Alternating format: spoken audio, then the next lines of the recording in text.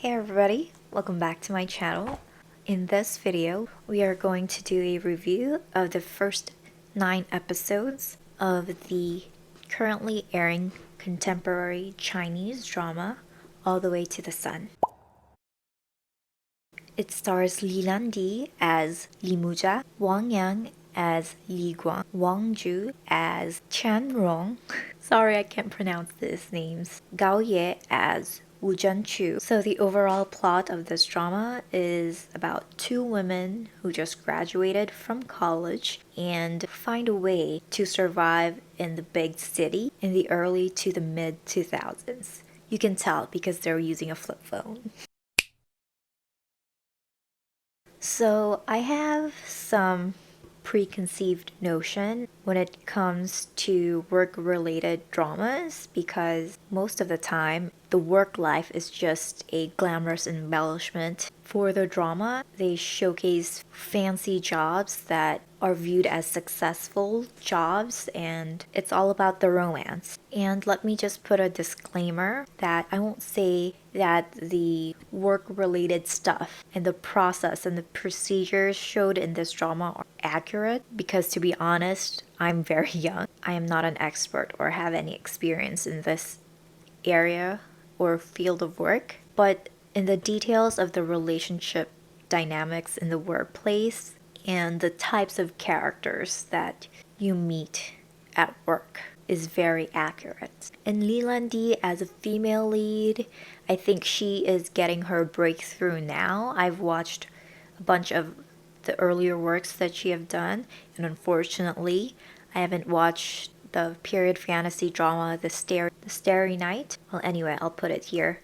I was going to watch it, but unfortunately, the hype got big. I'm not ready to be disappointed by Li Landi and the male lead, who's extremely handsome, who I have a positive view of because of Goodbye My Princess. I know I will never know until I watch it, but it took me 5 years to watch My Mister because of the good reviews and I don't want to disappoint myself and I have to be mentally prepared to not like it. And I like that they gave some human flaws to this character, even though as a female lead she's capable, she's kind, but she also will do whatever it takes to achieve her ambition. Like, for example, how she got into the law firm is also hypocritical. She was ranting about how other people use their connections and their backgrounds and are kind of ahead in life depending on where they were born or who their parents are or what type of education they had.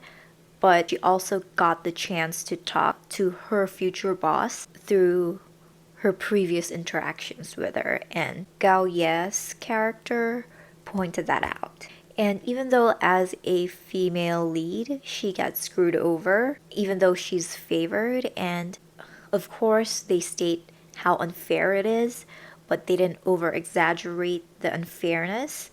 It just showed how politics, hierarchy, and just how things are in that industry. She's not a really good person, but she's also not a bad person. She has a gray area where I can understand and sympathize with her. Next thing I like is how realistic her previous relationship ended.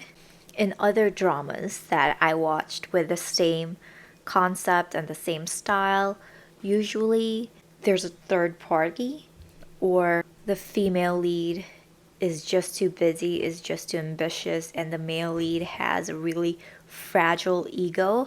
And even though these things are true in this drama, they don't antagonize each side. He has his reasons of what he did, even though it was stupid, it was careless. He wasn't that arrogant. He accepted what type of man he was. He realized that he didn't have the same outlook or the ambition as a female lead, but because he loves her and he wants to feel like he is right for her and the man in the relationship, they didn't overdo it. And as for her, as a young person, she has ambitions. She didn't have time for relationships, but she did try.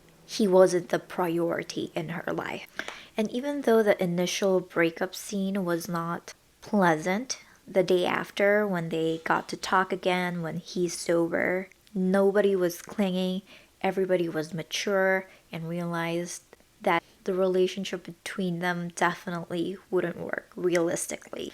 And I am definitely looking forward to her chemistry with Wang Yang. I always see him as the male counterpart in these types of dramas with a big female lead. And I really had a good impression on him in Echo and Under the Microscope. I've been into older or middle-aged actors recently. And he just has a good aura, and I don't know, I just swoon every time he appears on screen. And I just like the process of how he falls for her. He found her interesting at first, and then realistically, he fell for her looks.